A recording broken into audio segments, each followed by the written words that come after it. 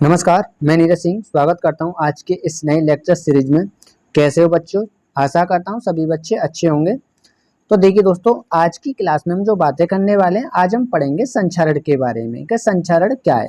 वैसे तो आप सभी लगभग थोड़ा-थोड़ा सभी जानते हैं कि संचरण क्या है, फिर भी इसको हम डिटेल्स में आज अच्छी तरीके से क्लियर करेंगे, ठीक है। और मैं आपके लिए बता दूं कि यहाँ पर जो आपका एनसीईआरटी की हाई स्कूल की साइंस जो है उसका तीसरा चैप्टर चल रहा है और तीसरे चैप्टर का जी आज लास्ट टॉपिक है, ठीक है। आज हम जो बातें करने वाले हैं वो लास्ट टॉपिक पर हम बातें करेंगे, ठीक है। और आपके लिए मैं बता दूं कि इससे पहले मैं आपके लिए कई यानी कि पूरे चैप्टर पर आपके लिए 7 से 8 वीडियो में बना चुका हूं। उनको आप जा करके वॉच कीजिए। मैं प्लेलिस्ट में जाइए, आपको प्लेलिस्ट में सारी वीडियो मिल जाएंगी, वहाँ पर आप जाकर वॉच कीजिए, उनको देखिए, देख करके समझ करके आगे बढ़िए, ठीक है। और अब इस टॉपिक को कराने के बाद हम जो बातें करेंगे लास्ट एंड फाइनल जो टॉपिक हम आज हमारा लास्ट एंड फाइनल टॉपिक हो जाएगा। इस टॉपिक के बाद हम जब बात करेंगे आपका अगला नेक्स्ट चैप्टर स्टार्ट हो जाएगा, उसमें एक नई ऊर्जा के साथ हम उसको स्टार्ट कराएंगे। तो चलिए आज की क्लास में हम जो शुरू कर रहे हैं वो संचरण के बारे में शुरू कर रहे हैं और इसको हम अच्छी तरीके से पढ़ेंगे। आप पेन और कॉपी मेरे साथ लेकर के बैठ जाएं और साथ ही साथ मैं समझाता चलूँगा और साथ ही साथ आप नोट करते चले जाएं। तो चलिए शुरू करते हैं, आ जाइए। तो सबसे पहले अगर मैं बात करूँ, आप हेडिंग लगा लीजिए कि संचरण क्या है, ठीक है। संचरण क्या है, ये हेडिंग लगा लीजिए इस प्रकार से। तो देखिए, हम सभी जानते हैं कि संचरण क्या होता है, ठीक है।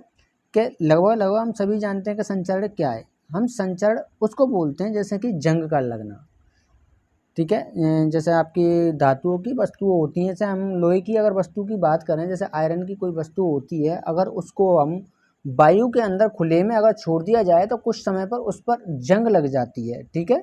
तो कहते हैं ना उस पर जंग लग गई है ना, यानी कि क्या हो गई, वो संचरण हो गया, उसका जंग लग गया, ठीक है। इस प्रकार से हम बोलते हैं।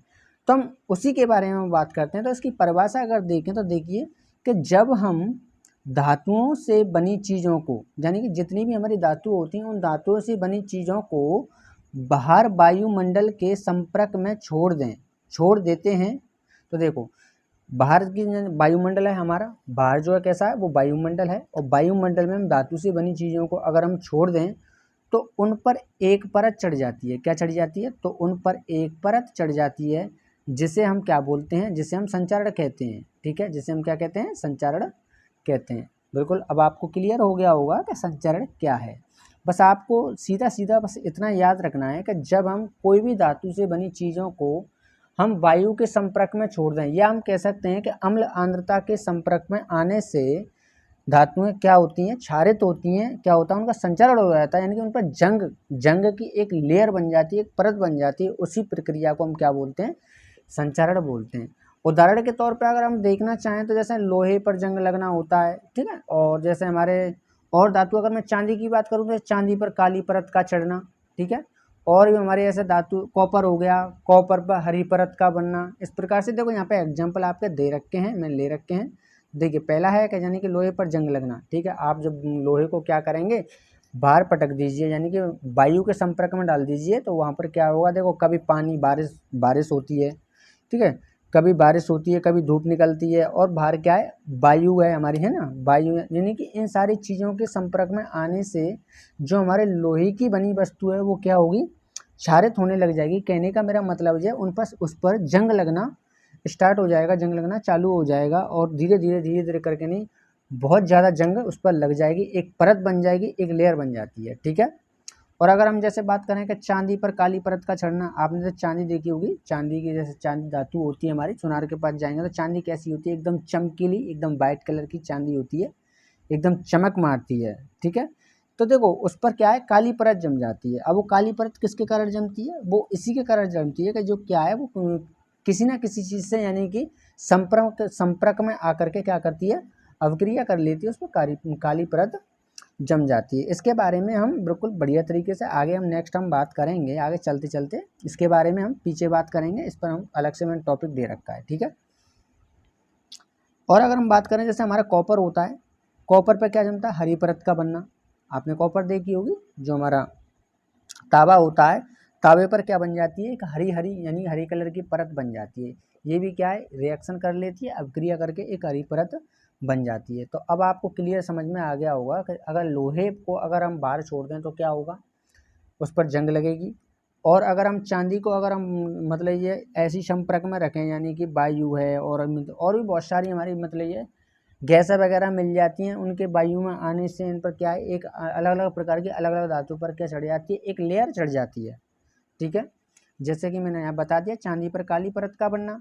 ठीक है, जो चांदी पर काली परत का बनना आपने देखी होगी, चांदी जैसे हमारी कैसी होती है, चमकीली चांदी होती है, इस पर एक काली परत चढ़ जाती है। तो आप क्या करते हो, इस काली परत को हटाने के लिए आप सुनार के पास जाते हो और वो क्या करता है, दोबारा से उसको एकदम बढ़िया चमका कर क्लीन करके आपको दे देता है, फिर दोबारा से वो आपको चमकीली नजर आने लगती है। ठीक है, तो इनके सब मतलब ये बचाने के उपयोग वगैरह हैं। ठीक है, इनके मतलब ये सुरक्षा के लिए चीज़ें भी बनाई गई हैं, उनके बारे में भी हम बात करेंगे।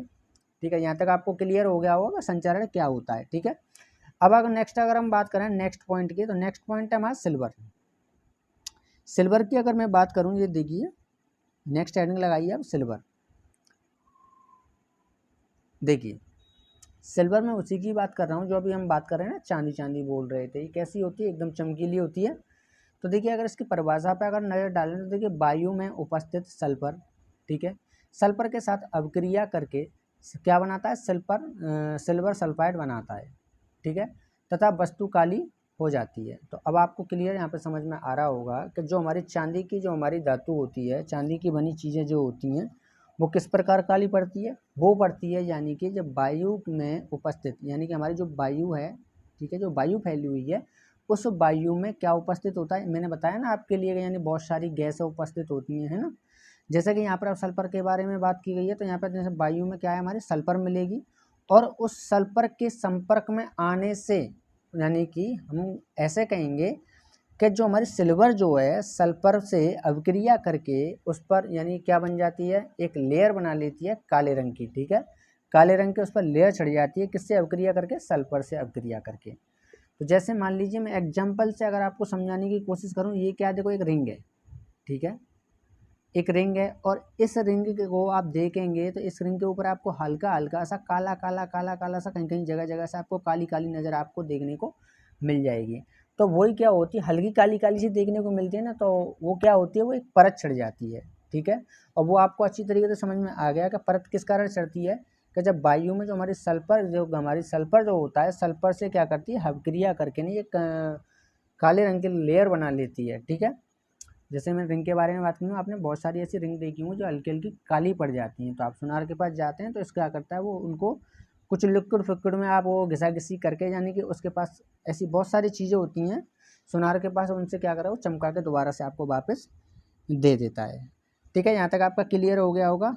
चलिए नेक्स्ट बढ़ते हैं, नेक्स्ट है हमारा लोहा। अब नेक्स्ट हेडिंग लगाइए आप लोहा। ठीक है, देखिए लोहे में अगर मैं बात करूं, मैंने इसके बारे में वैसे मैं हालांकि को पहले ही बता चुका हूँ, शुरुआत में मैंने आपके लिए बता दिया है, फिर भी आप लोहे के बारे में अगर बात करें तो देखिए जैसे आंध्र वायु में लोहे पर भूरे रंग की परत चढ़ जाती है। देखो चांदी पर क्या ही चढ़ती है, काले रंग की परत चढ़ जाती है, और वो कैसे चढ़ती है, वो सल्फर से अभिक्रिया करके काले रंग की यानी काले कलर की परत बना लेती है। और यहाँ पर लोहे की बात करें तो लोहा क्या, देखो लोहे पर कैसे परत चढ़ती है, आंध्र वायु में, या हम ऐसे कह सकते हैं आंध्र यानी अम्ल आंद्रता के संपर्क में आने से उस पर यानी कि लोहा है, लोहे पर क्या एक भूरे रंग की परत चढ़ जाती है। हम इस प्रकार से भी इसको बोल सकते हैं, मगर यहाँ पर ऐसे बोला गया तो आप ऐसे लिख लीजिए कि आंध्र वायु में लोहे पर भूरे रंग की परत चढ़ जाती है, जिसे हम जंग कहते हैं, जिसे हम क्या कहते हैं, जंग, रस्ट कहते हैं। ठीक है,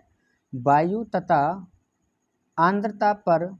आंद्रता लोहे पर जंग लगने के लिए आवश्यक है। क्यों आवश्यक है भैया, क्योंकि जब बाहर रखेंगे तो वहाँ पर जंग तो लगेगी लगेगी, और इस पर लगना भी आवश्यक है। जब इस पर जंग नहीं लगेगी तो हम इन चीज़ों को समझने का प्रयास कैसे करेंगे कि ये कैसी परत है, किससे बनी है, क्यों बनी है। ठीक है, इसलिए इस पर जंग लगना भी यानी कि ज़रूरी है। और मैं आपको बता दूँ कि जो हमारा गवर्नमेंट का जो रेलवे का जो लोहा होता है, वो एक साल के अंदर बहुत कई यानी कि बहुत ज़्यादा टन के हिसाब से, यानी कि इस संचरण के कारण खराब होता है, यानी कि इस जंग के कारण क्या होता है, खराब होता है, टनों के हिसाब से लोहा क्या है, खराब हो जाता है। अब जैसे अगर मैं बात करूं जैसे लोहे की कील को, जैसे कि ये क्या हमारी एक लोहे की कील है, ठीक है, लोहे की कील को मैं क्या करूं, बाहर छोड़ दूं, यानी कि वायु के संपर्क में छोड़ दूं, तो धीरे धीरे वहाँ पे क्या होगी, देखो बारिश भी होती है, ठीक है, बारिश बंद होती है तो आपकी धूप भी निकल के आती है, मतलब वहाँ पे ताप भी मिलेगा, वायु भी मिलेगी, बारिश भी हो रही है, बारिश गिर रही है उसके ऊपर, बारिश सूख रही है, गिर रही है बार बार में, ऐसी मतलब ये है।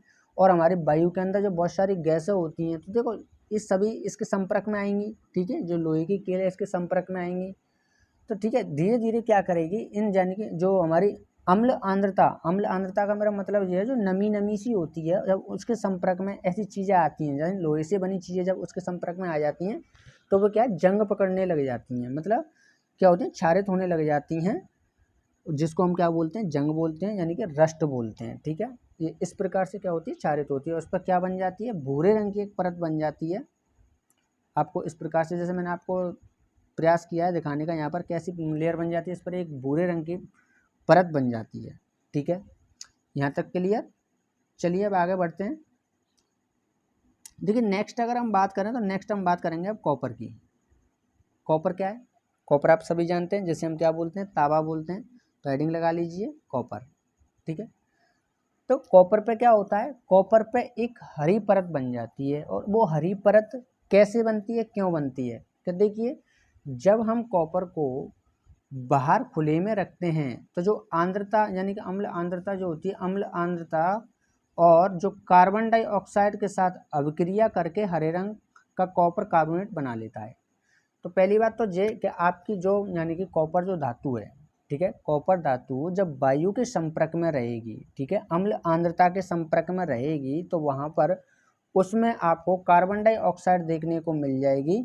उस कार्बन डाइऑक्साइड के साथ रिएक्शन करके, अभिक्रिया करके क्या बना लेती है, आपकी कॉपर कार्बोनेट बना लेती है। और जो कॉपर कार्बोनेट क्या होती है, उसी की बात कर रहा हूँ, जो आपकी हरे रंग की लेयर चढ़ी होती है कॉपर के ऊपर। जब आप देखते हैं कि आप कॉपर की बनी कोई भी चीज़, रिंग हो गई, और भी हमारे ऐसी बहुत सारे एग्जाम्पल है जो हमारे कॉपर से बने हुए धातुओं में मिल जाएंगी, ठीक है, धातुओं से बने हमें बहुत सारे ऐसे पात्र देखने को मिल जाएंगे, जैसे कि रिंग हो गई, रिंग के अलावा जैसे हमारे बिजली के तार हो गए, प्लेटें हो गई, और जैसे वगैरह वगैरह, जैसे घरों में बर्तन भी हमें मिल जाते हैं कॉपर वगैरह के देखने के, ठीक है, तांबे के हमें, और साथ ही साथ हमें कांसे के भी देखने को मिलते हैं, ठीक है, लगभग लगभग इनका कलर एक जैसा सा ही दिखता है, सेम सेम कलर सा आपको देखने को मिल जाता है। बस हमें तो यहाँ पर कॉपर के बारे में ये समझना है कि जो हमारी कॉपर पर जो हरे रंग की जो लेयर बनती है ना, वो किस कारण बनती है, कि जब हम कॉपर को अम्ल आर्द्रता के संपर्क में रखते हैं, और वहाँ पर उस वायु के अंदर जो हम जहाँ पर हमारी अम्ल आर्द्रता है, वहाँ उस वायु के साथ ही साथ आपको क्या मिलती है, वो कार्बन डाइऑक्साइड गैस देखने को मिलती है, उससे मिलकर के अभिक्रिया कर लेती है कॉपर, और क्या बनाती है, कॉपर कार्बोनेट बना लेती है। और जो वो कॉपर कार्बोनेट की जो मैं बातें कर रहा हूँ, वो क्या है, वो हरे रंग की ही एक परत है, ठीक है। अब यहाँ तक हमारा क्लियर हो गया, हमने चांदी देख लिया, कॉपर देख लिया और लोहा देख लिया। अब इसके हम सुरक्षा के हम यानी कि उपाय देखेंगे, ठीक है, संक्षारण की यानी सुरक्षा के लिए अब क्या देखेंगे, हम उपाय देखेंगे कि इसको हम इन परतों को चढ़ने से कैसे रोका जा सकता है। जैसे कि कॉपर के ऊपर हरी परत जम रही है, बन रही है, ठीक है, और जैसे चांदी पर कैसी ब्लैक यानी काली परत जम रही है, और हमारे लोहे पर जंग लग रही है। इन चीज़ों को कैसे रोका जा सकता है, तो आज हम उसके बारे में बात करेंगे। अब देखिए आपका नेक्स्ट है संचारण से सुरक्षा। जो आपने संचारण के बारे में पढ़ा है, जैसे कि सबसे पहले अगर मैं बात करूं, लोहे की बात करूं, लोहे पर जंग का लगना, चांदी पर काली परत का चढ़ना, कॉपर पर हरी परत का चढ़ना, इन चीज़ों को, ऐसी लेयर जो बनती हैं धातुओं के ऊपर, उनको कैसे रोका जाए, उस चीज़ के बारे में अब आगे हम बात करेंगे, ठीक है। तो अब आप हेडिंग लगा लीजिए संचारण से सुरक्षा, हेडिंग लगा लीजिए संचारण से सुरक्षा, ठीक है। तो लगाइए, देखिए अन्य पदार्थ की परत का चढ़ना, जैसे लोहे को जंग या संचारण से बचाने के लिए पेंट करके, तेल लगाकर या ग्रीस लगाकर, और भी हमारे बहुत सारे एग्जाम्पल हैं, ठीक है, आदि की परत चढ़ा दी जाती है जो लोहे को जंग से बचाता है, ठीक है। आप सभी जानते हैं, आप लोहे की कील लेकर के आइए, चलिए लोहे की कील मतलब आप लोहे की एक पाइप लेकर के आइए, तो आप देखेंगे आप उसको क्या करते हैं, आप उसको बाहर रख दीजिए, वायु के संपर्क में रख दीजिए, जहाँ पर अम्ल आर्द्रता की मात्रा आपको देखने को मिल जाए, ऐसी जगह पर वहाँ पर रख दीजिए। और आप सभी जानते हैं कि वायु में ये सारी चीज़ें हमें देखने को मिल जाती हैं, तो वहाँ पर उस पाइप को डालते हैं तो धीरे धीरे क्या होगी, उस पर जंग लगना स्टार्ट हो जाएगी, उस पर एक जंग की परत बनना चालू हो जाएगी। उस जंग को हमें रोकना है। तो उस जंग को रोकने के लिए हमें क्या कर सकते हैं, पहला है हमारा, अगर आप उस पर पेंट कर दें, ठीक है, तो आप बाज़ार में जाते हैं, पेंट होते हैं ना, जिनको हम अपनी भाषा में बोलते हैं कि रोगन कर दो, ठीक है, आप रोगन कर दीजिए। अगर आप किसी लोहे की वस्तु पर, ठीक है, धातु से लोहा जो है आपका, धातु से बनी हुई आपकी वस्तु जो, उसके ऊपर आप जब पेंट कर देते हैं तो वो क्या होगा, जो हमारी वायु के अंदर जितनी गैसें हैं जिनसे अवक्रिया, जैसे हमारी धातु वगैरह जिनसे अवक्रिया कर लेती हैं, उनसे अवक्रिया को होने से रोक देगा, ठीक है, कौन, पेंट, ठीक है। और दूसरा है हमारा तेल लगाकर। यहाँ पर यानी कि कोई ऐसा पदार्थ लगाइए जो कि आपको जिसमें चिकनाहट हो। चिकनाहट से क्या होता है, देखो इसमें मैं बता दूं कि जब आपकी वायु वगैरह, इसमें गैस वगैरह जो होती हैं, इनसे आकर चिपकती हैं तो वो क्या होती हैं, ऊपर ही रह जाती हैं। जैसे आप मान लीजिए किसी लोहे की धातु पर तेल लगा हुआ है, ठीक है, ऑयली पदार्थ लगा हुआ है, तो जैसे गैसें होंगी इस पर आकर के क्या करेंगे, रिएक्शन करने की कोशिश करेंगे, तो उस लचीले यानी कि तेल के कारण वो जो हमारी जो भी गैसें वगैरह हैं वो क्या है, अंदर यानी कि अवक्रिया नहीं कर पाती हैं, ठीक है, वो बाहरी रह जाती हैं। जैसे अगर इसके ऊपर पानी भी गिराएं तो पानी भी क्या होगा, पानी भी इस पर रपट मार के नहीं, अलग दूर मतलब ये चला जाता है, निकल जाता है, ठीक है। और तीसरा है आपका ग्रीस लगाकर। आप ग्रीस लगा दीजिए, बिल्कुल जैसे तेल की प्रक्रिया है वैसे आपकी ग्रीस की प्रक्रिया है, मगर ग्रीस के अंदर आपकी ज़्यादा चिकनाई देखने को मिल जाती है, तो वह यहाँ पर और ज़्यादा आपका आसान हो जाएगा, यानी कि अवक्रिया और बढ़िया तरीके से नहीं कर पाएगी, ठीक है, और बढ़िया तरीके से सेफ हो जाती है ग्रीस लगाकर। मगर मुझे सबसे बेहतर लगता है कौन सा, पेंट लगाकर। पेंट से क्या होता है कि पेंट से ये है कि आपकी परमानेंटली एक बार पेंट कर दो, पेंट करने के बाद आपकी जो मतलब लोहे से बनी वस्तु वो आपको क्षारित नहीं होगी, यानी कि उस पर यानी कि रस्ट नहीं होगी, जंग नहीं लगेगी उसके अंदर, ठीक है। यहाँ तक आपको अच्छी तरीके से क्लियर हो गया। चलिए आगे बढ़ते हैं। अब हम नेक्स्ट अगर हम बात करेंगे जंगरोधी पदार्थ, हम उन पदार्थों की बात करेंगे, हम ऐसे लेपर की बात करेंगे, ऐसा यानी कि हमारी जो लोहे से बनी जो हमारी धातु है, उस धातु के ऊपर ऐसी हम परत चढ़ाने की कोशिश करेंगे जिससे हमारा क्या हो, यानी कि जो हमारी लोहा है वो खराब ना हो, यानी कि वो उसका संचरण ना हो, उस पर जंग ना लगे। तो देखिए जैसे कि अगर हम यहाँ पे बात करें, पढ़ते हैं, जैसे फास्फेट और क्रोमियम को अगर हम ले लें, ठीक है, और ये दोनों कैसे हैं, ये जंग विरोधी हैं। जंग विरोधी क्यों, क्योंकि अगर इसकी अगर लेयर इस पर एक चढ़ा दें, इसके ऊपर एक परत बना दें, एक पतली परत चढ़ा दें इसके ऊपर, तो ये क्या होगा, उस पर लोहे पर क्या जंग नहीं लगने देगा, ठीक है। देखिए लोहे पर इसकी परत लगा देने से लोहा जंग से बचाया जा सकता है, ठीक है। एक तो ये उपाय हो गया, दूसरा उपाय ये हो गया, ठीक है। पहले आपने पेंट वगैरह ग्रीस और तेल लगाकर देख लिया, दूसरा ये हो गया। और अगर हम तीसरे की अगर हम बात करें, तीसरा होता है हमारा यसद लेपन, ठीक है। यसद लेपन की अगर बात करें तो देखो इसमें क्या होता है, जैसे देखिए लोहे एवं इस्पात को जंग से सुरक्षित रखने के लिए उन पर जस्ता यानी जिंक जैसे बोलते हैं, जस्ते जिंक की पतली परत चढ़ाई जाती है, इसे यसद लेपन कहते हैं, ठीक है। आप क्या करेंगे, आप जैसे इस्पात उनको बोलते हैं, जैसे मान लीजिए यहाँ पर जस्ते की जिंक जो जस्ता जो होता है हमारा, जिंक जैसे बोलते हैं, अगर उसकी पतली परत अगर हम लोहे के ऊपर चढ़ा दें तो इसी प्रक्रिया को हम क्या बोलते हैं, यसद लेपन बोलते हैं। तो आपको यसद लेपन आपको क्लियर यहाँ पर समझ में आ गया होगा, ठीक है। अब हम बात करने वाले हैं मिश्र धातु के बारे में बात करेंगे। मिश्र धातु देखो क्या होती हैं, इनके अंदर एक तो धातु होगी और अन्य एक पदार्थ और होगा, उन दोनों को मिला दिया जाए तो क्या बनता है, हमारा मिश्र धातु बनता है। जैसे कि अगर देखें हम, ये धातु तथा अन्य अधातुओं अथवा अधातुओं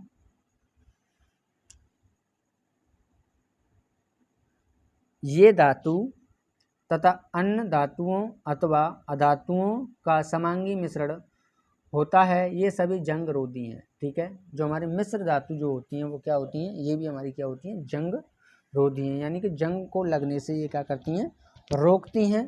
अगर जैसे मिश्र धातु की अगर हम बात करें, इसे अगर समझने के लिए कि मिश्र धातु किस प्रकार से बनाई जाती है, ठीक है, कि मिश्र धातु हम उस प्रकार से बनाते हैं, जैसे मान लीजिए कि हमारे पास कोई लोहे की चीज़ है और लोहे के अंदर आप कोई ऐसी और दूसरी कोई चीज़ मिला दीजिए, जैसे अधातु है, एक धातु में अधातु मिला दीजिए, कोई भी ऐसी चीज़ मिला दीजिए, इससे क्या होगा, वहाँ पर उसमें जंग लगने के कम चांसेस हो जाते हैं। जैसे कि यहाँ पर हम बात करें, सबसे पहले आप फर्स्ट नंबर लगा लीजिए स्टील। देखो हालांकि होता तो ये लोहा ही है, मगर आपको स्टील, इसको देखो क्यों, आपको स्टील कैसी दिखती है, आपको चमकीली दिखाई देती है, वाइट वाइट सी, वाइट कलर में आपको दिखाई देने लगती है, चमकीली सी दिखाई देने लगती है। तो देखो ये किस कारण होती है, देखो सूक्ष्म मात्रा में कार्बन का मिश्रण करने पर आप क्या करेंगे, लोहे के अंदर क्या आप कर दीजिए, थोड़ी सी मात्रा में, बहुत ज़्यादा कम मात्रा में आप उसमें कार्बन का मिश्रण करने पर लोहा क्या बन जाता है, कठोर हो जाता है, प्रबल हो जाता है। ठीक है, क्या हो जाता है, बहुत ज़्यादा कठोर हो जाता है, और क्या बनता है, वही क्या बनता है, हमारा स्टील बनता है। ठीक है, आप अगर लोहे के अंदर बहुत कम मात्रा में जब कार्बन मिला देते हैं तो क्या बन जाता है, स्टील बन जाता है। अब सीधी सी बात है, इसके अंदर आपने क्या मिलाया है, कार्बन मिलाया है लोहे के अंदर, तो क्या बना, स्टील। और आप सभी जानते हैं, आपके सामने एग्जाम्पल हैं इन चीज़ों के, आपके घरों के अंदर बर्तन भी मिलते हैं स्टील के, क्या उन पर जंग लगती है, नहीं।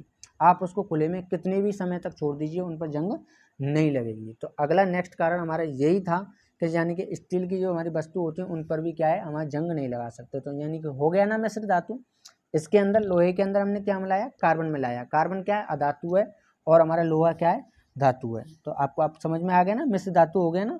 मिश्र धातु में क्या होता है, यानी कि धातु और अधातुओं को हम मिला करके क्या बनाते हैं, मिश्र धातु बनाते हैं। और यहाँ पर स्टील में भी हम क्या मिला रहे हैं, लोहे में आप कार्बन की मात्रा मिला रहे हैं, और कार्बन क्या है, यहाँ पर अधातु है, और लोहा क्या है, आपका धातु है। तो आपका बन गया मिश्र धातु। मिश्र धातु में सबसे पहला चीज़ हमारी क्या बनी, स्टील बनी। ठीक है, दूसरे अगर पॉइंट की बात करें, स्टेनलेस स्टील। ठीक है, ये थोड़ी सी अलग प्रकार की दिखती है, जो अभी आपने स्टील के बारे में पढ़ा, थोड़ी इससे थोड़ी सी अलग हटके दिखती है। इसका जैसे आपको वो ज़्यादा चमकीली दिखती है, तो ये थोड़ी कम चमकीली दिखती है। ठीक है, जैसे सिल्वर के पदार्थ होते हैं ना, लगभग लगभग कुछ ऐसी नज़र आती है हमें। ठीक है, तो देखिए लोहे में निकेल, आप लोहे के अंदर क्या मिलाएंगे, निकेल और क्रोमियम मिश्रित करने पर स्टेनलेस, यानी कि जिसे हम बोलते हैं इस्पात, प्राप्त होता है, जो कठोर एवं जंगरोधी होता है। ठीक है, अब क्या क्या मिलाएंगे, आप लोहा ले लीजिए, लोहे के अंदर पहली चीज़ मिलाइए आप निकेल, और दूसरी चीज़ मिलाइए आप क्रोमियम।